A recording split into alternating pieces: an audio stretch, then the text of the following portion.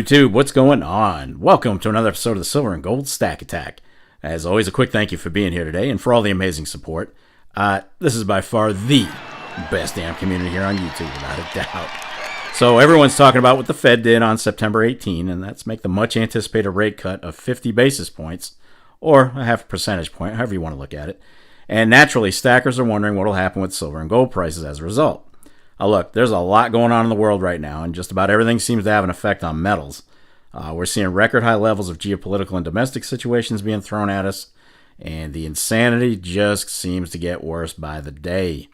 In Springfield, they're eating the dogs, the people that came in. They're eating the cats. They're eating the pets. The freedom of the seas is under threat. A show of force in the Pacific. Launch an aircraft, shoot them. Unlike the world has ever seen. It's as frightening as it is exhilarating. But will China get the message? You think you just fell out of a coconut tree? You exist in the context of all in which you live and what came before you. Yep, crazy times, and there's so much more going on than what you saw in just that little snippet. We're living in some really distracting times right now, where it almost seems like bizarro world lately. Some of this stuff you just can't make up. But in today's video, we're going to talk about tuning out the noise and continuing to stack precious metals as best we can, how the latest rate cut might affect how we buy our metals, and why it's important to keep stacking in a world full of distractions. Choices we make now might just affect our future. All that said, you know it. Let's freaking roll it.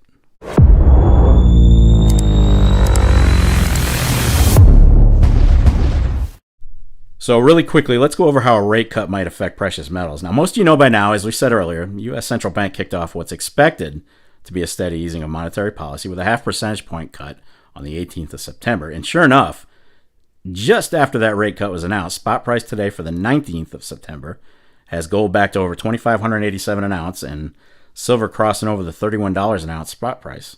So we're already starting to see the residual effects, folks.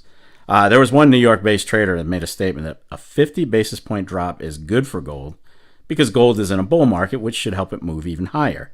And silver tends to run with gold peaks and valleys, typically. Not always, but typically. So we'll see how it goes for silver. And of course, the Fed isn't done with the cuts, as policymakers seem to suspect.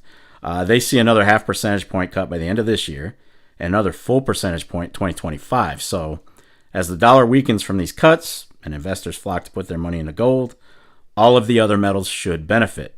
But you have to remember, all that glitters isn't always gold. We have to watch for some snags that could dump on metal prices. And the biggest thing to watch for, ironically, is a recovering, stronger dollar. Because if there's any sudden rebound in the U.S. dollar or even rising bond yields driven by, unexpected economic factors, well, that could conceivably cut precious metal rally prices right on the spot. But over an 18 to 24 month period cycle, gold and silver should absolutely present a strong investment opportunity as the Fed and other central banks lower interest rates during this period because it's likely going to weaken their currencies against bullion. And that could make gold and silver a sensible diversification strategy in a well-rounded portfolio. All right, enough of the economic mumbo-jumbo. Now, one of the main things that might be on the minds of stackers right now is how much will metals go up and will they be outpriced from buying them?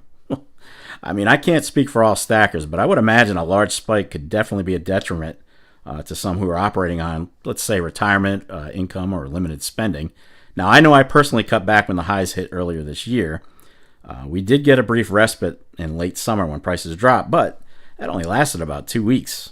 And today, we're sitting back at a near record high for gold and at or near the $31 threshold for silver. And that means everything silver will be going up, including premiums. So be ready for that. But is that going to deter you from buying metals? Well, the way I see it, there are basically two ways to look at it. Number one, compared to where we could be, these prices today might be construed as an absolute bargain in a year's time if metals shoot up even more, so you just keep buying regardless. Or number two, you sit on your stack for a bit just to see if this too shall pass and hold out for lower prices. Now, potentially, you could miss out as prices continue to climb, or you get that nice little drop you were hoping for, and you back up the Brinks truck. It's a risk either way, folks, and you'll have to really analyze your own situation to ascertain which direction you're going to take. Now, personally, I hate to say it, but I think the days of low 20s silver spot price are gone. I really do. I think we're looking at a minimum of 28 as the new floor right now, with occasional and sustained spikes into the $30 range. There's a good chance that at some point in 2025, $30 becomes the new floor for silver.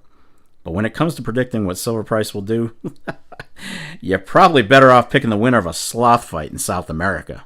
I must break you. So, with everything we see in front of us, is it still a good idea to stack gold and silver? Again, I can't speak for you or anyone else because everyone's situation is different. But for me personally, yep, I do plan to continue to stack metals. Gold a bit more sparingly than silver, but still with a healthy mix of both. I'm trying to stick to my original plan of 1 ounce of gold for every 100 ounces of silver. I've managed to stick with that up to this point, but with gold continuing to skyrocket to, I don't know, potentially unobtainium prices, I'll most likely have to adjust my strategy a bit. Now that said, I always keep an eye on the gold to silver ratio, and I look for an opportunity to unload silver for gold. But today, for example, the GSR I think is currently sitting around 84 to 1. So I'm not ready to make that trade in silver ounces just yet. Not yet. The problem is, unless silver makes some really nice gains, there's no way for that GSR to get down to where most of us would pull the trigger. Silver price would have to separate from its symbiotic relationship with gold and rise independently, and that hasn't happened much in history. Okay, we're getting ready to wrap this video up, but before we part ways, I'd just like to take a second to reiterate the biggest reason I'm personally continuing to stack throughout it all. First and foremost, my stack is a savings account. I don't look at it as an investment. I don't look at it as anything of the such because that's what the rest of my portfolio is, an investment. I count on the rest of it to make money. But I look at my stack as a way to keep something with intrinsic value put away for the future. And some of the naysayers will tell you that after you factor in inflation and the dollar's loss of purchasing power over the last few decades, well, silver's essentially still being bought and sold at the same price it was in the early 90s. And to that, I'll say this. No kidding. No kidding. Even if that's the case, even if I just break even at the current rate when I retire, then my silver's done exactly what I asked it to do when I first started stacking. And that's keep a large amount of savings without a single declining dollar being involved. Now, with cash losing value over those decades, silver just kind of plugged along as a steady eddy, keeping up with the times. It just kind of just hung in there. And if you just stack cash or silver back in the 90s, what do you think would have been the better play? Seriously, what do you think would have been the better play? Think about that before you shoot down silver as a savings account. Because I know there are plenty of you out there who want to do just that, even though you're here watching a stacking channel, right? I know you're here. You're lurking. I get it. The bottom line is this. You don't get into silver expecting to get rich. If you did, and you're frustrated right now, then I'll confidently guess that you just followed the FOMO herd and didn't do your due diligence. Am I right? If you did, you would have had a much clearer picture of what silver's pluses and minuses are. For this you shall drink bitter waters. All right, there you have it, folks. So, knowing that metals could potentially climb even just a little bit more over the next several months, are you still going to stack them? And if so, what are you going to focus on? Silver, gold, both? Maybe sprinkle in a little platinum, 90%, rounds, bars, bullion? Be sure to leave a comment down below and let me know what your thoughts are. You guys know I love going through them, so make sure you sound off. And that's going to wrap it up for this episode of the Silver and Gold Stack Attack. And if you made it this far, well, kudos to you. I'll definitely catch up with you in the next episode. But in the meantime, yeah, you gotta know what's up. What do you want to do with your life? I want to stack.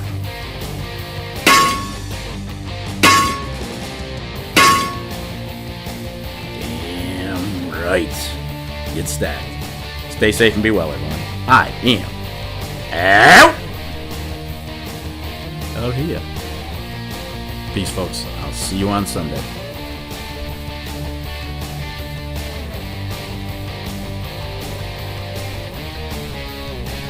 You're still here? It's over. Go home.